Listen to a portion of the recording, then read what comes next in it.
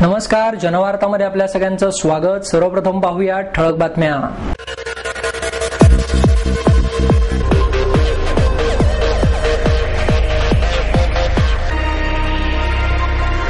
पुणे संस्कृती वैभव ट्रस्ट आणि पुणे महानगरपालिका यांच्या संयुक्त विद्यमाने आयोजित 9व्या करिअर महोत्सव 2011 चे उद्घाटन संपन्न। महाराष्ट्र अंधश्रद्धा निर्मूलन समितीच्या वतीने देण्यात येणारा सुधारककार गो ग आगरकर पुरस्कार ज्येष्ठ सामाजिक कार्यकर्त्या विद्या बाळ यांना प्रदान। पुणे जिल्हा हौशी जलतरण संघटनेच्या वतीने 19 जून रोजी जिल्हास्तरीय जलतरण स्पर्धेचे आयोजन। हाऊसिंग सोसायट्यांच्या समस्या सोडवण्यासाठी राज्य सरकार संहिता तयार करत आहे, सहकार खात्यातील अधिकारी सुनील पवार यांचं प्रतिपादन। मुठा नदीलगतचे पाईप प्रत्येकी 6.5 टन वजनाचे असल्याने धरण क्षेत्रातून पाणी सोडले तरी ते वाहून जाणार नाहीत, महापालिका प्रशासनाचा दावा। आणि लोकांच्या जवळ जाणे, त्यांना समजून घेणे मला आवडते, ज्येष्ठ अभिनेते नाना पाटेकर यांचं मत। पुणे संस्कृती वैभव ट्रस्ट आणि पुणे महानगरपालिका यांच्या संयुक्त विद्यमाने आयोजित 9व्या करिअर महोत्सव 2011 चे उद्घाटन करण्यात आले। या महोत्सवाचे उद्घाटन बीसीयूडीचे पुणे विद्यापीठाचे संचालक डॉक्टर WN घाडे आणि मॅनेजमेंट गुरु डॉक्टर PC शेजवलकर यांच्या हस्ते करण्यात आले। यावेळी BJ देशमुख, भीम वखाणी, गायत्री चौधरी आणि संयोजक रवी चौधरी आदी मान्यवर उपस्थित होते। यावेळी बोलताना शेजवलकर म्हणाले, करिअर बद्दल पूर्वीच्या काळी एवढे महत्त्व देत नव्हते, तसेच त्या काळी लोकांची परिस्थितीही बेताचीच होती, त्यामुळे करिअर मार्गदर्शनासाठी त्या काळी कोणताच पर्याय उपलब्ध नव्हता। पण आजची पिढी सुज्ञ आणि उत्साही आहे, म्हणूनच त्यांच्या पुढे विविध मार्गही उपलब्ध आहेत, त्याचा ते चांगला लाभ घेतात। सध्याच्या ऑनलाईन माहितीमुळे खूप मोठ्या प्रमाणात माहिती मिळत आहे, त्यामुळे करिअर मार्गदर्शन मिळणे सध्या सोपे जात आहे, असेही त्यांनी यावेळी सांगितले। यावेळी बोलताना गाडे म्हणाले, मुलं शालेय शिक्षणातून बाहेर पडल्यावर त्यांच्यासमोर पुढील करिअरचा प्रश्न असतो, पण सध्याच्या प्रसार माध्यमांमुळे करिअर मार्गदर्शनाच्या खूप सोयी उपलब्ध होत आहेत, परंतु ग्रामीण भागात आजही या गोष्टी पोहोचल्या नाहीत, अशी खंतही त्यांनी यावेळी व्यक्त केली। 19 जूनला प्राध्यापक केदार टाकळकर यांचे CET प्रवेश प्रक्रिया आणि 12वी उत्तीर्ण व CET पूर्ण झालेल्या विद्यार्थ्यांना मार्गदर्शन सकाळी 9 वाजता करण्यात येणार आहे। तसेच संपूर्ण दिवसभर विविध मान्यवरांच्या व्याख्यानांचे, प्रात्यक्षिकांचे आयोजनही करण्यात आले आहे। 9व्या करिअर महोत्सव मध्ये मी आपल्या सर्वांचं मनपूर्वक स्वागत करतो। गेली 8 वर्ष हा उपक्रम सातत्याने पुणेकर व पुण्यातील शहर परिसरातील सर्व ग्रामीण विद्यार्थी यासाठी हा शैक्षणिक उपक्रम राबवला जातो। यासाठी पुणे संस्कृती वैभव ट्रस्ट हे गेली 2 वर्ष पुणे महानगरपालिका याला सहाय्य करत आहे। या महोत्सवाचं आकर्षण म्हणजे विविध शिक्षण संस्थांचा एकत्रित स्टॉल व त्याचबरोबर विविध सेमिनार, एक पर्सनलाइज टच म्हणून विद्यार्थ्यांना काउन्सिलिंग अशा तऱ्हेचं मार्गदर्शन आम्ही गेले 8 वर्ष करत आलो आहोत। या नव्या वर्षाचं उद्घाटन माननीय महापौर माननीय गाडे सर, BCUD सर्वोच्च अधिकारी पुणे विद्यापीठ, माननीय डॉक्टर PC शेजवलकर मॅनेजमेंट गुरु यांच्या उपस्थितीत आज झालेला आहे। आज 2 दिवस विविध शैक्षणिक संधी, करिअर क्षेत्रातील विविध संधी याचं विद्यार्थी व पालकांना मार्गदर्शन इथे होणार आहे। याचं प्रमुख आकर्षण म्हणजे अभियांत्रिकी, मेडिकल, एव्हिएशन, मॅनेजमेंट याचे इथे स्टॉल्स लागलेले आहेत व सेमिनार्स आहेत। रविवार दिनांक 19 जून रोजी सकाळी 8:30 वाजता बालगंधर्व रंगमंदिर येथे माननीय प्राध्यापक केदार टाकळकर ज्येष्ठ CET तज्ज्ञ यांचं जे CET उत्तीर्ण झालेले विद्यार्थी आहेत त्यासाठी विशेष मार्गदर्शन आहे। त्यासाठी येणार प्रवेश प्रक्रिया याची ते माहिती सांगणार आहेत। त्याप्रमाणे दिवसभर माननीय प्रदीप तुपे, माननीय डॉक्टर रवी चिटणीस, माननीय प्राध्यापक सुभाष शहाणे बँकिंग मधील अपॉर्च्युनिटीज याबद्दल माहिती देणार आहेत। मी सर्व पुणेकर, नागरिक व पालक व विद्यार्थी यांना आवाहन करतो की पुणे महानगरपालिका व पुणे संस्कृती वैभव ट्रस्ट आयोजित या 9व्या करिअर महोत्सव मध्ये बालगंधर्व रंगमंदिर मध्ये हा कार्यक्रमाला आवर्जून भेट द्यावी। हा उपक्रम विनामूल्य असून सकाळी 9 ते रात्री 9 पर्यंत विविध सेमिनार व प्रदर्शन सर्वांसाठी खुले राहणार आहे। महाराष्ट्र अंधश्रद्धा निर्मूलन समितीच्या वतीने देण्यात येणारा सुधारककार गोग आगरकर पुरस्कार ज्येष्ठ सामाजिक कार्यकर्त्या विद्या बाळ यांना प्रदान करण्यात आला. आगरकरांचे सुधारकवादी विचार सर्व चळवळींना मार्गदर्शक ठरणारे आहेत. विवेकवाद न शिकवता तो कृतीतून आचरणात आणला पाहिजे असे विचार ज्येष्ठ अभिनेते डॉक्टर श्रीराम लागू यांनी व्यक्त केले. महाराष्ट्र अंधश्रद्धा निर्मूलन समितीच्या वतीने देण्यात येणारा सुधारककार गोपाळ गणेश आगरकर पुरस्कार ज्येष्ठ सामाजिक कार्यकर्त्या विद्या बाळ यांना डॉक्टर लागू यांच्या हस्ते प्रदान करण्यात आला. रोख 11,000 रुपये आणि मानपत्र असे या पुरस्काराचे स्वरूप होते. यावेळी रझिया पटेल, डॉक्टर नरेंद्र दाभोळकर आदी मान्यवर उपस्थित होते. परमेश्वराचे अस्तित्व मानणे ही सर्वात मोठी अंधश्रद्धा आहे. ती नाकारल्याशिवाय अंधश्रद्धा निर्मूलन या शब्दाला अर्थ नाही असेही डॉक्टर लागू यांनी यावेळी सांगितले. मनोगत व्यक्त करताना विद्या बाळ म्हणाल्या, आगरकरांचे विचार आणि कृती यांची आठवण ठेवून जगायला हवे. आगरकरांचे विचार हे मानदंड आणि मापदंड आहेत. इष्ट असेल ते बोलणार, शक्य असेल ते करणार. या विचारानुसार मी काम करीत गेले. स्त्री मासिकातील कामामुळे माझ्या आयुष्याला वेगळे वळण मिळाले असेही विद्याबाळ यांनी सांगितले. यावेळी बोलताना रझिया पटेल म्हणाल्या, आज स्त्रियांच्या प्रश्नावर बोलताना आधार वाटावा असे आगरकरांचे व्यक्तिमत्व होते. पुरोगामी आणि स्त्री चळवळींनी आगरकरांच्या विचारांकडे दुर्लक्ष केले. जे देश स्त्री पुरुष विषमता दूर करतील तेच तरतील असेही पटेल यांनी यावेळी नमूद केले. कार्यक्रमाचे सूत्रसंचालन राजेंद्र कांकरिया यांनी केले तर मनीषा महाजन यांनी आभार मानले. पुणे जिल्हा हौशी जलतरण संघटनेच्या वतीने 19 जूनला जिल्हास्तरीय जलतरण स्पर्धेचे आयोजन करण्यात आले आहे. ही स्पर्धा डेक्कन जिमखान्याच्या टिळक तलावावर होणार आहे. याविषयी आयोजित पत्रकार परिषदेत अधिक माहिती देताना या स्पर्धेचे प्रायोजक सिल्वर पूलच्या संचालिका अमृता देवगावकर म्हणाल्या, पुणे जिल्हा हौशी ॲक्वॅटिक असोसिएशनच्या वतीने आयोजित या स्पर्धेत 128 जलतरण प्रकारांचा समावेश असणार आहे. सिल्वर पूल ही कंपनी जलतरण तलाव बांधकाम क्षेत्रात कार्यरत असून त्यांनी प्रायोजित केलेली ही या वर्षातील दुसरी स्पर्धा आहे.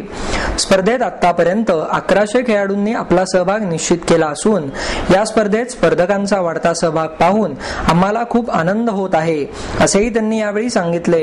या स्पर्धेसाठी सुमारे 300 खेळाडूंकडून एकूण 1100हून अधिक प्रवेशिका आल्या असल्याची माहिती पीडीएचे अध्यक्ष अजित सोहनी आणि स्पर्धेचे संचालक आणि पीडीएचे सचिव नीता तळवळीकर यांनी यावेळी दिली.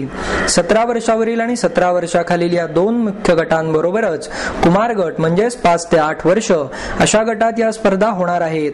आंतरराष्ट्रीय जलतरणपटू आणि राष्ट्रीय पदक विजेते आरती घोरपडे, अजय मोघे, सोनिका कुलकर्णी, अनया पाणीग्रही, काव्या भांडेकर, विराज ढोकळे, जलजा शिरोळे, हर्षद वाखरिया, पार्थ सरपोतदार, अभिजित गर्ग या स्पर्धकांनीही यामध्ये सहभाग घेतला आहे.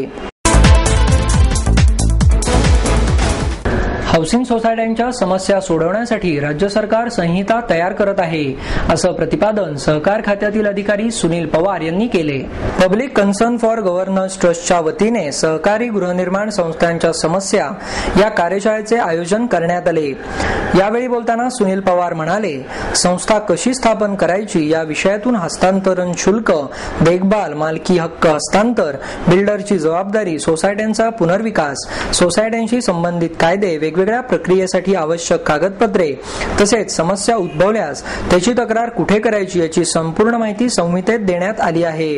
यावेळी सकाळ वृत्तपत्राचे संपादक नवनीत देशपांडे, उपनिबंधक Kiran Sonawane, Poona cooperative housing society फेडरेशनचे अध्यक्ष Suhas Patwardhan, advocate Dhananjay Khurchikar, B K Misar, Sushil Kumar, Ravi Verma, Sunanda Mehta आदी मान्यवर उपस्थित होते. गृहनिर्माण सोसायट्या आणि बिल्डर यांच्यातील वाद आणि अन्य समस्या टाळण्यासाठी सहकार खात्याने पुढाकार घेतला आहे. कायद्याचा आधार घेऊन मराठी भाषेत गृहनिर्माण सोसायटी संहिता तयार करण्यात येत आहे. गृहनिर्माण सोसायट्यांची स्थापना सहकार कायद्याच्या आधारे केली जात असल्याने त्याबाबतच्या सर्व तक्रारी या खात्याकडे केल्या जातात.